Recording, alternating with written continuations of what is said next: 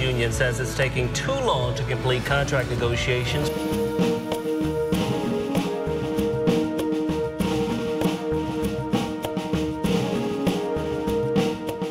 Sometimes you have to stand up. This is the hand that we're dealt. We were dealt it by FedEx because they didn't take the opportunity that was presented to them.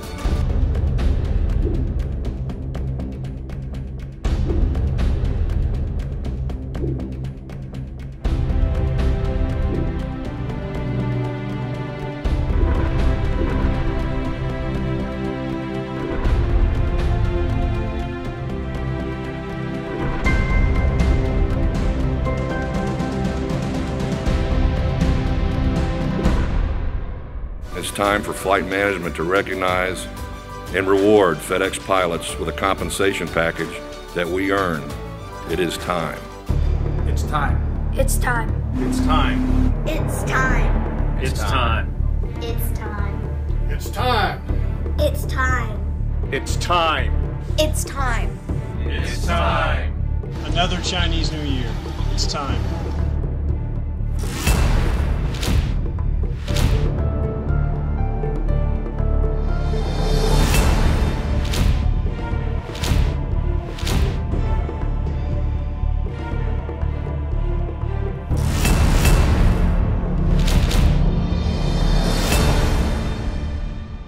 Ladies and gentlemen, please welcome ALPA MEC Secretary-Treasurer, Captain Sean McDonald. That was awesome, huh? Somebody told me I had to wear a uniform today, and I wasn't quite sure what jacket I was supposed to put on. So I kind of went through my closet, kind of put them all on. And I couldn't really pick out which one was best, so I just put them all on. The only one that really counts today forward is this one. You got that, management? Now's the time. Hey, that was awesome. I tell you, this setup, if everyone would give a big hand to Chris Lee and his team, I mean, they've done an outstanding job.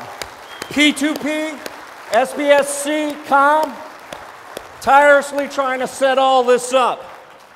And right now it looks like we got about 650 people here. I know we've got about 2,000 pilots that more or less live in this area, and we've got 4,000 in the system. You know what? It doesn't matter what is said here today. FedEx knows you're here, and that's what matters.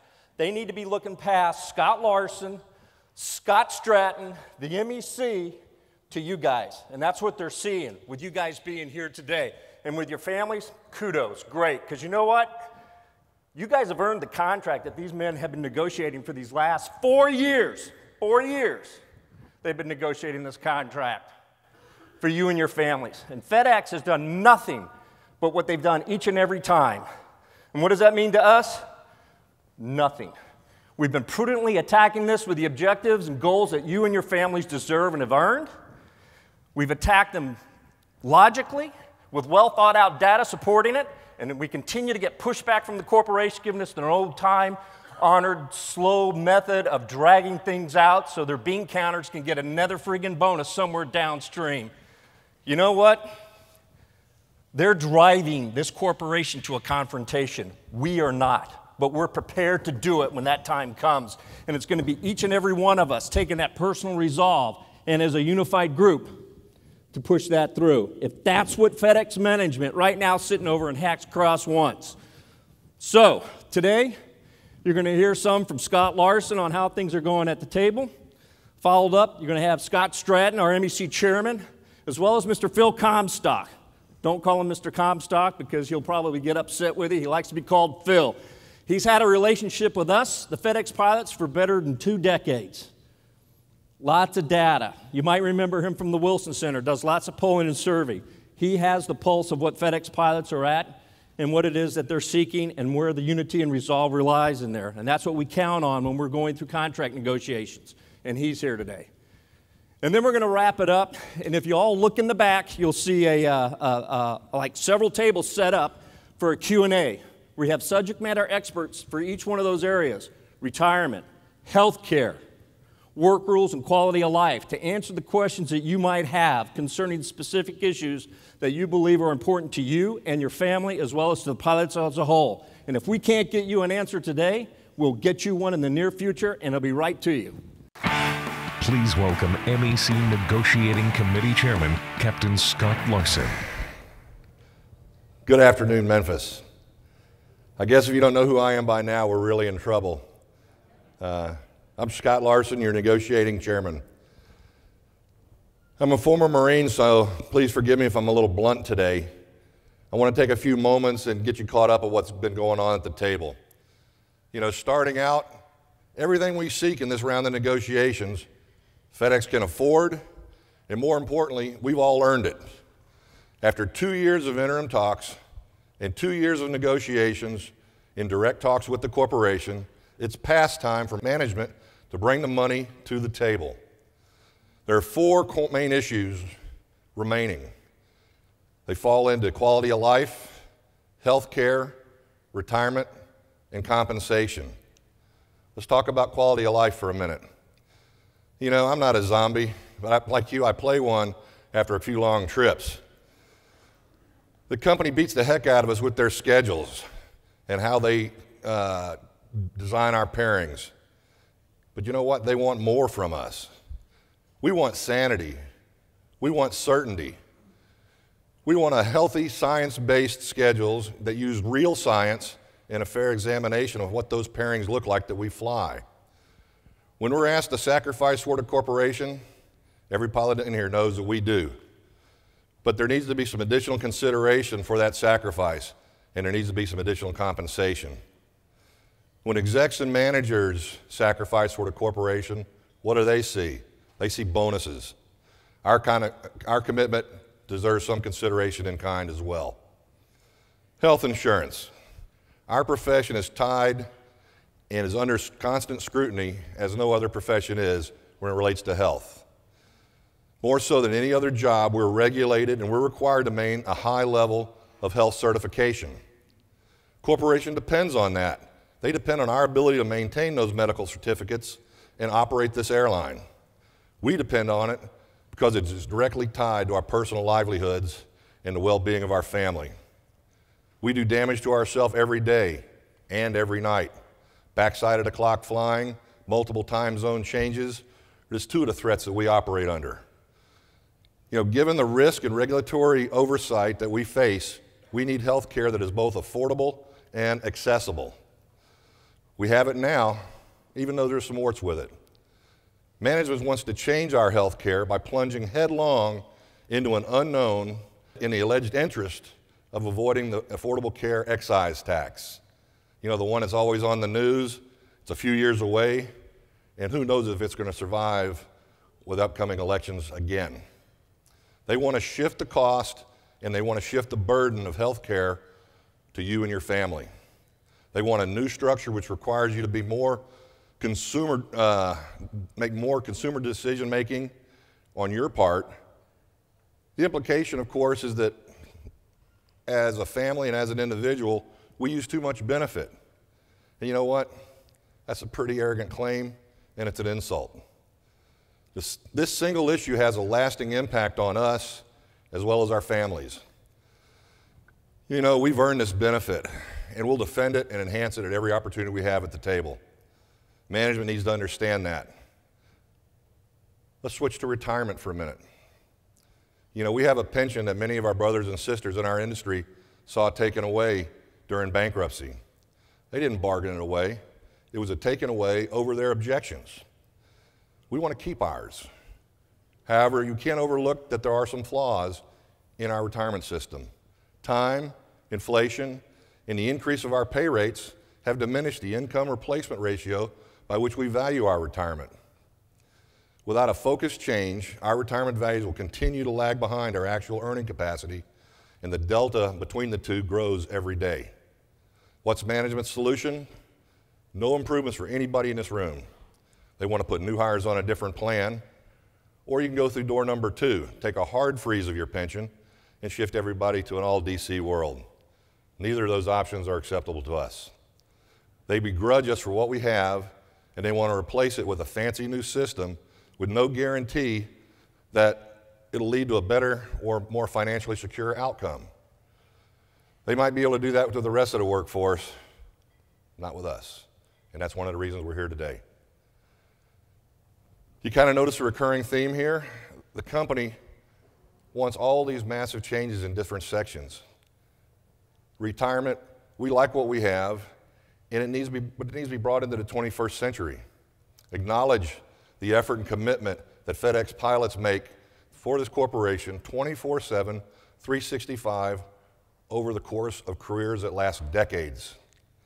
Management needs to take heed of our retirement and acknowledge that the corporation acknowledges the effort that we take on behalf of this corporation, making it the global leader that it is. You know, the days of the gold watch and the pat on the back, they're long gone. Management should not expect you or I to voluntarily agree to gut what we've rightfully earned. Finally, in compensation, we're no longer at the top of the industry. You know, our pay rates have been stale since 2013. Our workload's increased, all the while the company keeps making profit and profit and profit. Our workloads have increased again. Don't get me wrong, I want the company to keep making profit. I want them to make profit all the time. I want them to create the best products, provide the best service, and maintain our iconic brand. I want the best for our customers. I want all of us to be proud to say that, yes, I'm a FedEx pilot. But you know, we've earned our fair share. We are uniquely qualified, and all of us have sacrificed for those qualifications. I'm sure there's many family members here that know all too well about that sacrifice. FedEx markets what we bring to the table, and our service is valued to the corporation, but our careers are limited.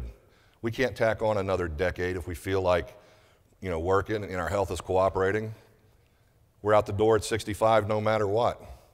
And think of your friends. For many of our pilots, the rigors of our job means retiring through disability well before 65.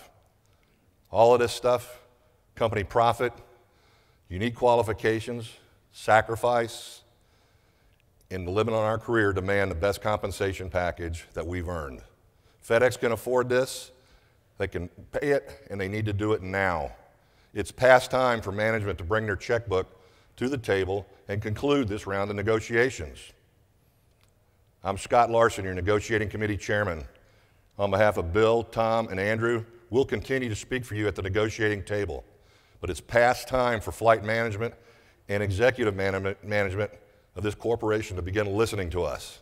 It's past time for them to deliver more than platitudes and Bravo Zulus that ring hollow in this room throughout our membership.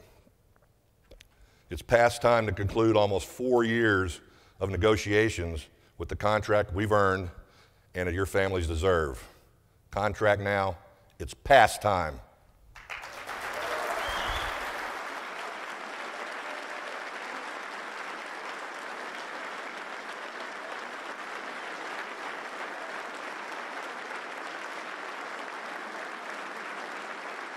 The chairman of your NEC, Captain Scott Stratton. Thank you. You know, I had suggested to Chris Lee that we put subwoofers throughout the room. So when that came up, it was so shock and awe. But I thought that was pretty close. You know, first, good afternoon and thanks for coming. It matters. It matters, as Sean McDonald said, as Scott Larsen said, it matters because FedEx is watching, and FedEx flight management is watching, and executive management is watching. You know, we're going to talk today about objectives, about goals. There's one I can tell you I think I pretty much gave up on. When I came to work here, one of my goals was to retire and have nobody know who I was. I think that ship has kind of sailed. But so we're giving up on that one, but we have some other ones to talk about. Today I'm going to talk about 3 things, just 3. And when you connect those dots, it kind of shows how we're going to get the contract that FedEx pilots have earned. The first is leverage. When I came to work in the airline industry, it was with Precision Airlines in 1983. They were in the middle of their first contract battle right after the Airline Pilots Association come onto the property. During that phase, I heard again and again that ALPA was going to be our leverage. I then went to work for Eastern Airlines. And at Eastern Airlines, I was a first officer, 727, in the town where I wanted to live in Boston. It was a perfect job. It was the exact company I wanted to work for. And for the younger people in the room, Eastern Airlines was an airline about the size of Continental Airlines or Northwest Airlines before the merger. Then Frank Lorenzo bought it. Frank Lorenzo was a raider, a corporate raider. He destroyed companies. And when he bought it, I was on a trip. I got back from the trip, and there was a union meeting. And at that union meeting, to paraphrase, they said this. They said that the government is now aware of all the terrible things Lorenzo has done with Texas Air, People Express, Continental, driving some out of business, but ruining businesses in either case. And what I heard was this. The government is not going to allow that to happen at Eastern Airlines. The government is our leverage. Then I came here to FedEx. When I got here, we had no union. And I heard this. I heard the threat of a union is our leverage. Then the merger with Flying Tigers was announced. And I heard that the CEO was going to be our leverage in the merger because therefore we didn't need to organize. And an organizing drive was defeated. Then once the merger was completed, I heard this. I heard that give us a year from the company. Give us 1 year, and we'll show you why you don't need a union. And I heard from our side that the threat of a union is our leverage. And then we went through the years of chaos where we lost things. We lost things in what was our contract, our flight crew member handbook that we're paying for today, that Scott Larsen's team is working on right now as we speak to try to get back. Fast forward, NMB, the UPS pilots, we hear again and again about leverage. There are leverages, definitely, outside that are peripheral leverages. All those things were leverages to a degree. We have some others. The stock price, the economy, the fuel costs, how well the company's doing. Those are all important. But the most important leverage we have is our unity. And the proof of that, whether it was at Precision or Eastern or earlier in our battles here, to get unionization, to get our ALPA and get fairly represented here, was this. All those things matter. All those things are important. But our unity was ultimately the primary leverage that we had. Second thing I want to talk about is just that unity. You know, unity is a strange thing, and people have troubles defining it. But let me tell you what it is to me. It's coming together for a collective mission, for a goal. And I think the best example of that is our nation. Our country has differences. We have Democrats, Republicans, Tea Party, and more. They don't always get along. However, when there's a threat to our nation, we stop and we fight that threat as one. We've done it so many times in our history. And no, it doesn't mean that Pelosi and Boehner would, skip down the White House halls holding hands or anything, although I would personally like to see that. What it means is that they put those differences aside to tackle the greater mission. And that mission in negotiations is the contract. If that sounds easy, it's not. You know it's not easy because you've seen it. You've seen how hard that is through our history. We've come a long ways as a union, from no union to the battles 1 and 2 of ALPA. Unity's tough. It's uniquely difficult for pilots because we don't generally work in teams. We're not used to working in teams. We have a cockpit, but there's not that many people in it. there's maybe one other person, maybe two, maybe three, maybe an augmented crew, but there's not a team like in business where you grow up and the more people you manage, the bigger your team, the higher you go. We don't have that experience. We have other natural tendencies against unity.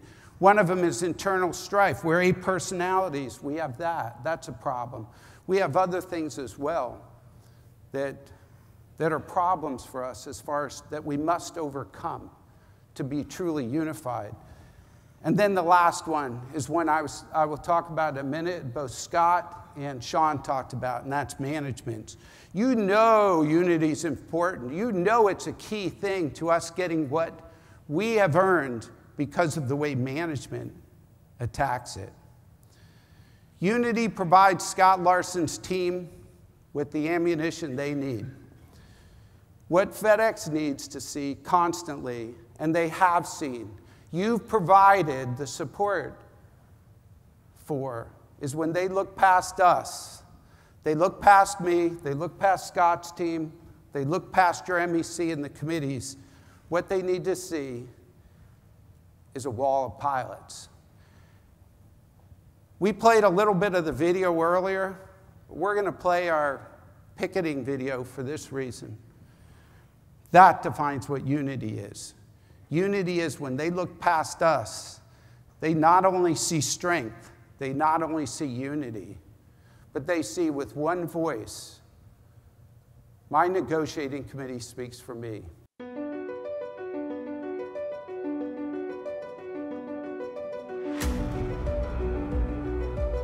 And this is the beginning of a process. And the process will end when it ends. It will end when we get a deal. Contract now. It's time. It's as simple as that. I want to thank you for coming out here today to show your support of the negotiating committee. You know, after 2 years of interim talks, 20 months of direct Section 6 negotiations, it's time for these negotiations to conclude. What gets us the contract? Unity gets us the contract that we've earned. FedEx is looking past us. They're looking past Scott's team. They're looking past your MEC, your reps. They're looking past the officers and the committees, and they're looking directly to the FedEx pilots. Stand with your fellow pilots today, understanding that to your left and to your right, what FedEx needs to see and hear, they're going to see and they're going to hear. And that is very loud and very clear. You can look past us and the message will be the same. My negotiating committee speaks for me. And contract now, it's time. It's a necessary duty. We owe it to each other. And we're doing it to make sure the front office of this corporation, and we all know who we're talking to, has no misunderstanding about what's going on here. No misunderstanding at all about our commitment, no misunderstanding. There's a lot of layers between us and the top level of this corporation in these negotiations, and there's a lot of chance for messages to get confused. We're going to make sure the message is clear.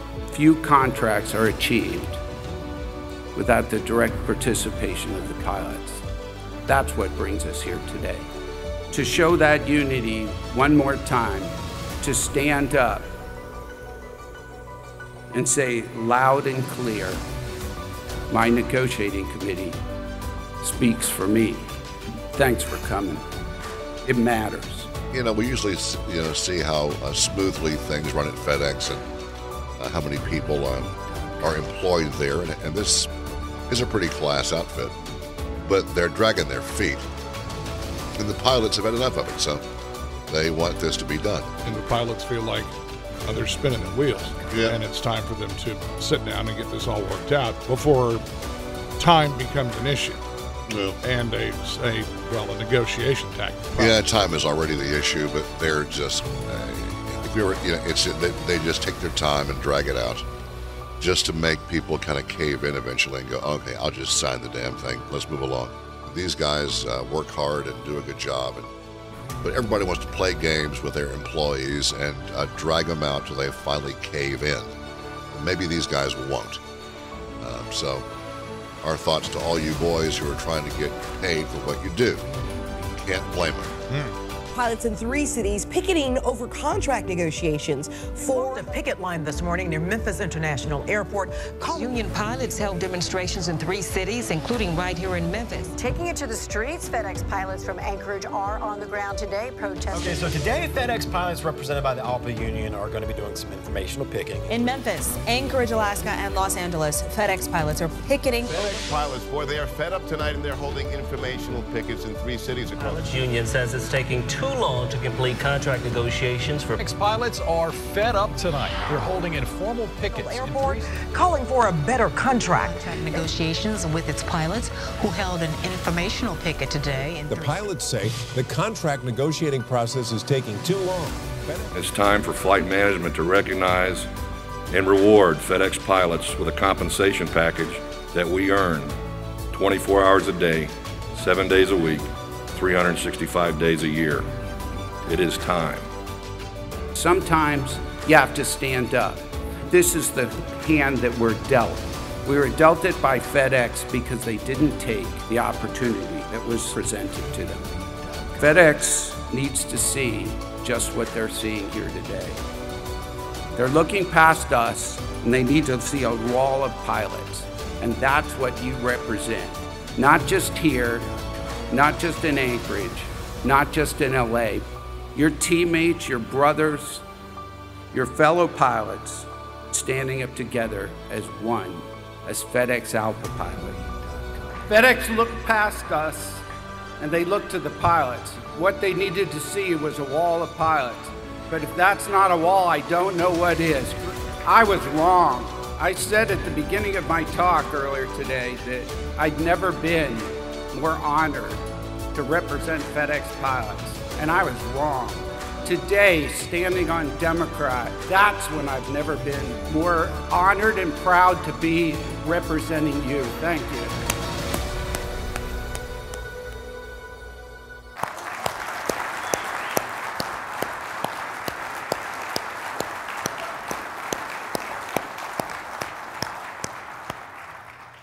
There's a lot of people who had a lot to do with those fall events. Some of them are here. There are SPST team, our COM team. There are committees. There are NST. Some are here. Some couldn't make it today. One I want to highlight. Our SPSC chairman, Mark Durant, was involved with the egress of the airplane that diverted last week to St. Louis and was injured. He's home. To Mark and the entire team that made that possible, that made what was described to me and by the person I respect the most in SPSC work at National as the best event they'd ever seen. For all your work, guys, thank you.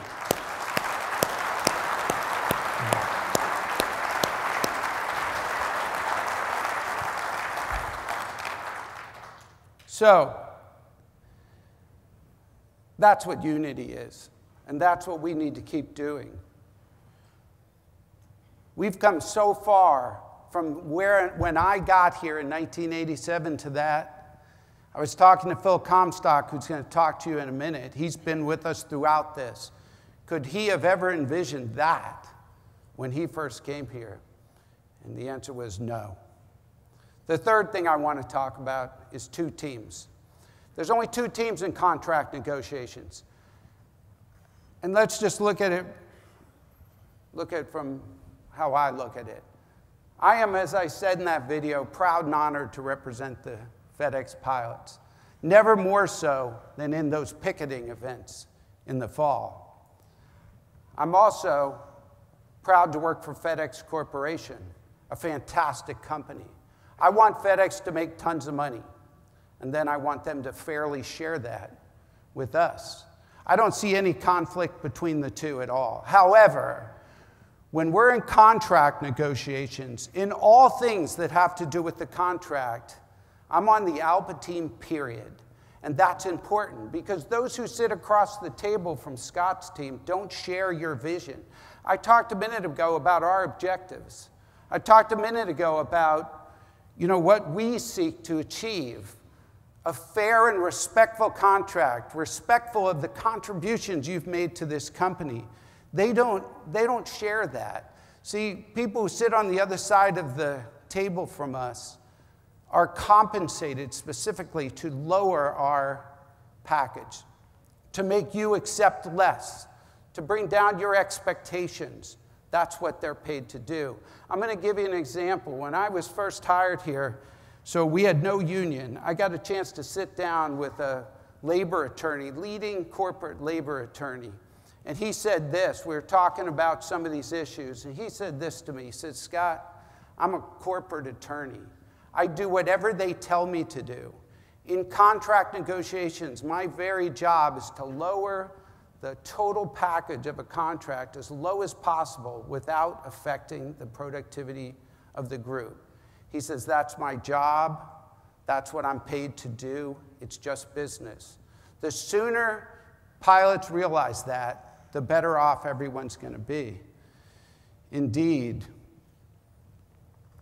That same group is the one that constantly attacks unity. They attack unity with divide and conquer. They attack it with communications, direct negotiations, all these other things for one reason, because it works. And there's nothing new under the sun. FedEx, as Sean talked about a bit, just does the same things again and again. They do the same things, anti-union tactics again and again as well. We've been trying to tell you what was going to come next for one simple reason. So you're immune to this. So that when you see these tactics, they're not a surprise. And as I said before, there's nothing new under the sun. Managements repeat these things again and again. And I have a short video to show you.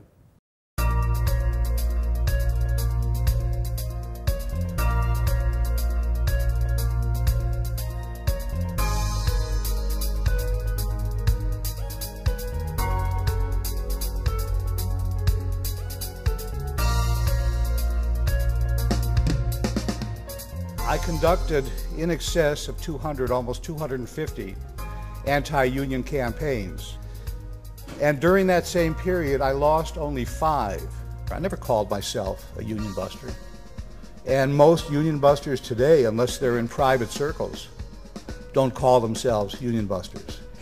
They call themselves labor relations consultants, employee relations consultants, human resource consultants, any benign label they can give themselves. So a union buster without the atmosphere or climate of fear is like working without one leg and one arm. I mean, fear is essential. Fear is like caviar, lobster, and filet mignon.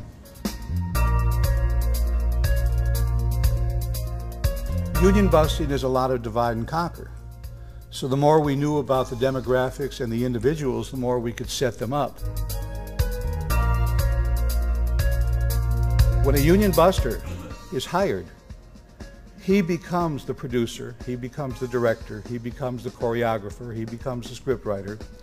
Nothing that happens in an anti-union campaign is spontaneous for management. Every word, every action, everything you see and some of the things that you don't see are all directed by the union buster.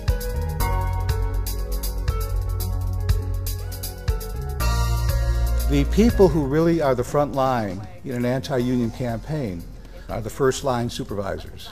They are the backbone of management. That without them and without their commitment to this campaign, the union will probably prevail. What beat me were the following. Inoculation did beat me when the workforce was prepared. And what beat me the most effective weapon you have to bust a union buster is exposure.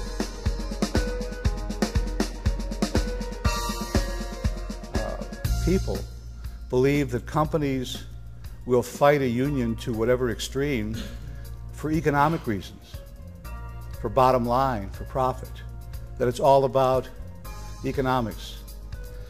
I learned over the 19 years that I was on the dark side And I continue to have reinforced over these last 15 years that there is one motive, and one motive only, for this obsession of union busting. And in a word, it's control. Sound familiar? Seen all these things? You notice the give us a year? That was exactly what we heard during the union campaign in Alpo right after the merger with Flying Tigers. You know, when you see, it was funny, I had a gentleman when we were forecasting all the things that management is likely to do.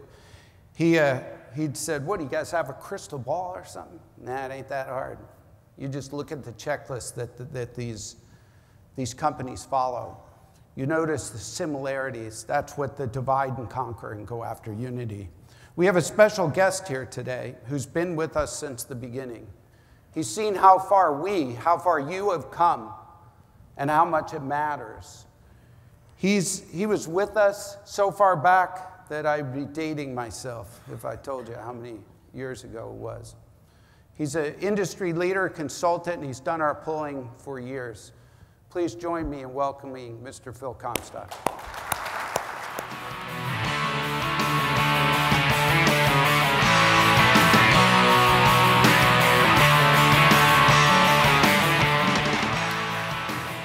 Thank you very much for inviting me. It was 28 years ago, right around this time, that I came to Memphis for the first time. Then, as now, it was a Sunday, and the weather was about like this. But instead of a room of 700 or 800 fine FedEx pilots, I was in a room with one ALPA lawyer, 8 very courageous FedEx pilots, and we were meeting in what I was told and appeared to be the very worst section of town, in a little room in a hotel, because we had one hotel manager that wouldn't go back to the company. You could feel the fear. It was palpable. And one of the pilots there said to me, have you ever seen anything like this? I said, hey, I've been an organizer for 10 years. I've spent a lot of time in the South. This is kind of normal. Or at least I thought it was. I'm going to tell you a little bit more about that before I'm done. But the way your company deals with pilots, or dealt with pilots, is a little different. But first, let me ask you a question, which after so much time at the bargaining table, you might be asking yourself. How does this pilot unity really translate into bargaining leverage? If you want to get an answer to that, what you need to do is consider the management negotiator's perspective. In that individual's ideal world, what you do is you probe for weaknesses, you look for divisions, and you attempt to find and figure out what is the absolute bare minimum that can be approved by a bare majority. For a management negotiator, a contract that's ratified by 50% of the pilots +1 is brilliant, because that means that you have provided the least in order to get to yes. So, when you think about pilot unity, consider this. If there is no division in the pilot group, if your pilot group is unified, there's absolutely no opportunity to divide and conquer. Another management tactic, they try to end run your negotiating team. They try to negotiate directly with you. Management, whether it's here or elsewhere, has learned that when you're dealing with a unified group of pilots, you can't do that. In fact, it will only intensify their resolve when they say, my negotiating committee speaks for me. How dare you? How dare you try to end run them? Another management tactic that unity helps with is unnecessary concessions. We know from our polling work, management knows from their psychological profiling, that pilots, when they are unified, tend to have higher than average expectations and will flatly reject concessions that are unwarranted. In fact, they'll do more than reject them. They'll respond by saying, that's such an insult, I want even more as a penalty from you. Well, these are some good examples.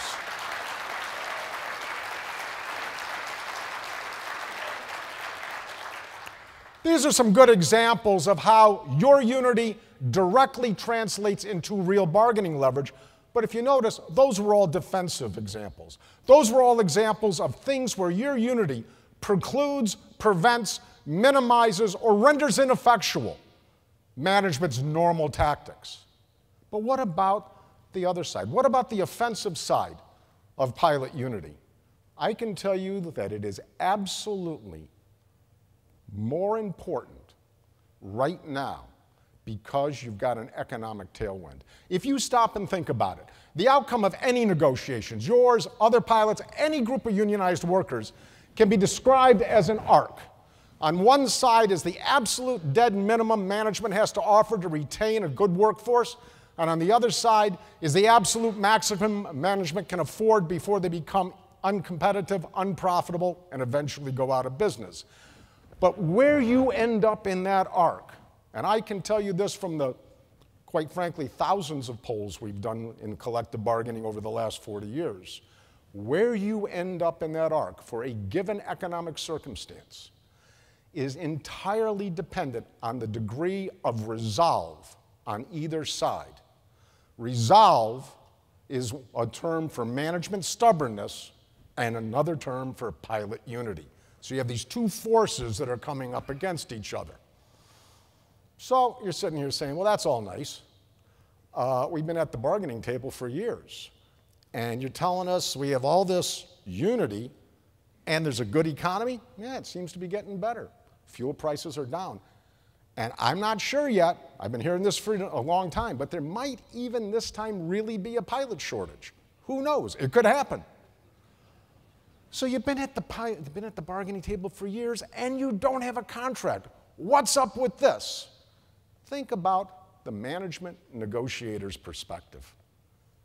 Have a little sympathy. If you were that individual, would you want to be getting to yes right now with fuel prices dropped by 50%, pilot shortage, economy improving? You know, it's not the time you want to get to yes unless you have to. What you should have done is gotten to yes when the economy was not so good, but hey, that opportunity's gone. You know why? Because your company, as Scott and Scott both told you, they're always interested in measuring the degree of your unity. They're always hoping that maybe the economy will falter. Maybe fuel prices will go up.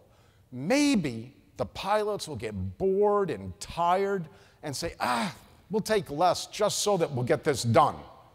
Or maybe there'll be some fracas within your group. That's their hope against hope. But you know something? They got a problem. Their problem is what happens if the economy continues to go well? Then they've got a real problem. Because they know, I know, and you know that your expectations will go up. That the price of getting to yes will go even higher if this economy continues to do better. And so that clock is kicking on them. And the good news is, if the economy does get better, their ability to afford the improvements you so richly deserve is easier. But what happens if that doesn't happen? Well, you know, when I first came to Memphis 28 years ago, I thought your company's attitude towards pilot unions was just they had an attitude towards unions. And that's true. But I found out something different, and I want to share it with you. And I found this out about 15 years ago. In 1997, the UPS ground workers went on strike for 16 days. They won. They kicked the company in all the right places, and they won. About a year later, the Northwest pilots, they like to refer themselves as Cobra Airlines, will strike at anything. They went on strike for 15 days, and they won. Right after that, the FPA, the union that represented you before you reaffiliated with ALPA, was saying, then that's pretty good. And we're going to take this company on. And in November of 1998, your company came after the leaders of the union with a vengeance. Even the New York Times ran a full article on November 21st of that year talking about the intense pressure that was used to force the pilots to agree that they'd continue not to disrupt service during the holiday season. And then I started thinking about your company. because the press coverage said something interesting. A month after the very successful strike the Northwest pilots had, their passenger revenue, their passenger miles, their CASM, their RASM, and all the other measures were right back like normal. The flying public acted like, boop. So you went on strike for 2 weeks, big deal. What choice do we have? We still got to get from here to there. But a year after the UPS strike, UPS had never recovered the lost business. FedEx got a lot of it. Your company, your management knows something that I didn't know at first, and you probably know it, and that is that although you're all pilots, people who ship freight don't behave like airline passengers. Airline passengers, it's all about price and schedule. Your customers, it's all about dependability. And so I got thinking about this, and I found out something that was really interesting. Do you know in the entire time that your company has been negotiating with one or the other pilot union, they've never let a contract go to impasse, much less a 30-day cooling off period? I'm convinced that they know from the UPS experience, including the experience last year with the weather where UPS got hammered so hard, that your customer base is different. That a disruption in service isn't just a one-off. You don't recover from it. And if you think about it, that is a tremendous offensive example of how using the Railway Labor Act and using your lawful right to demonstrate, your lawful right to take it through to the process gives you a lot of support and a lot of power. I don't know when you're going to get a contract, but I will bet you a whole $1, and I'm from New Hampshire, that's a lot of money where I come from. I'll bet you a whole $1 that once again, this company is not going to allow you to go to impasse. And I will bet you another $1 that, to paraphrase Winston Churchill, in the end, when all things is settled, you can count on your management to do what they have to do once they've exhausted all possible alternatives. I just finished a poll with your pilot group. I'm not going to give away a lot of information that might find its way back to management inadvertently, but I will tell you this, and I want you to tell management. This is a highly, highly unified pilot group. It is more unified even than the pilots think. When you look at what the pilots want, what they're prepared to do, how they feel about the company, their status in the industry, what they feel the company can afford, you're all on the same page. And the way you bring this home is to never waver. Thank you very much. Thank you, Scott.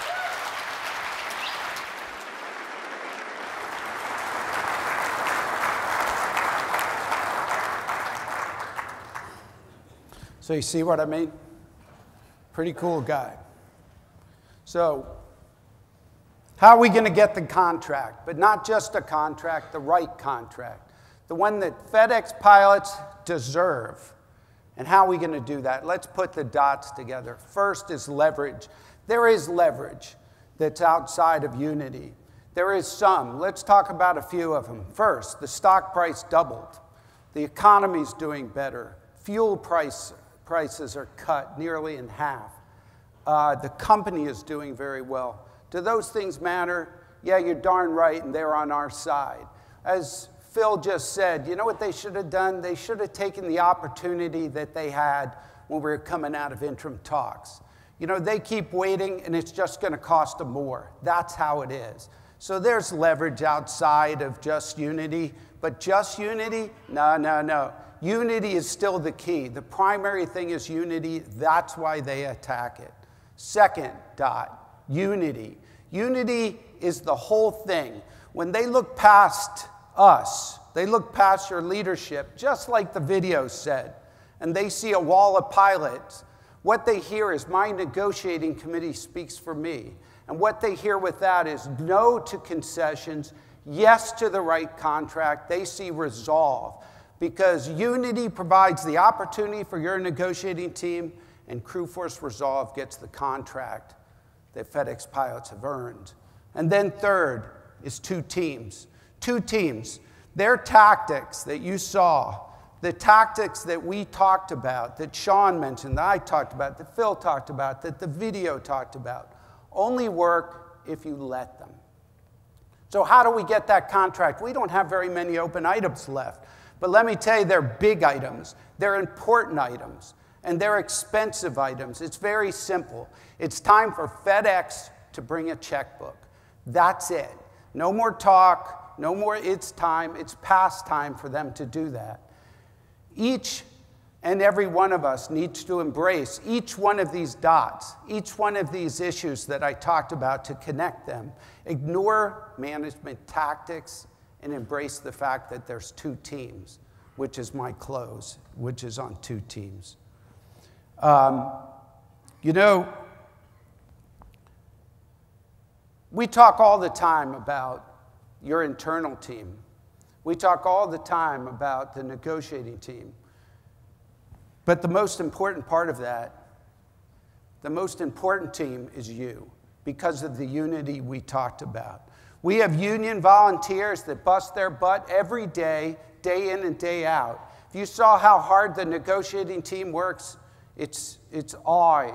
It's unbelievable. But the truth is, they're not the ones that will get you the contract. The two teams, and the most important part of that team, is you. For a minute, can I have everybody, or stay standing when it's done, can I have everybody who's involved directly with a committee, MEC, stand up for a minute? Any committees?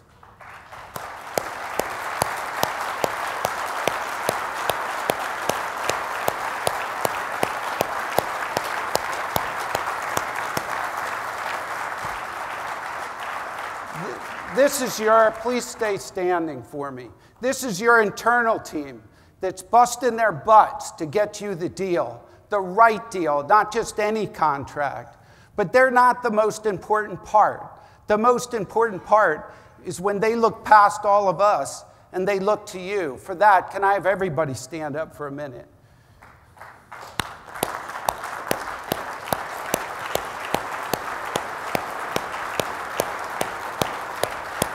Please stay standing. Look around you. You want to know what's going to get us the contract? We are. You want to know who your team is? It's us. The people who sit on the other side of the table do not share our vision. They don't care if we achieve that, our goals, our contract goals. And as a matter of fact, they are working to not allow you to have it. That's their job. Our job is to provide the negotiating team with the ammunition they need through unity, and then get the contract we deserve through crew force resolve. I'm honored to represent you. The MEC is honored to represent you. These committee members are honored to do your work to get that contract. I can't tell you when we're going to get the contract for sure, because it takes two sides. But I can absolutely guarantee you that we will fight as long as it takes to get you the contract that FedEx pilots have earned, that FedEx families deserve, and that the company can afford. Thanks very much for coming.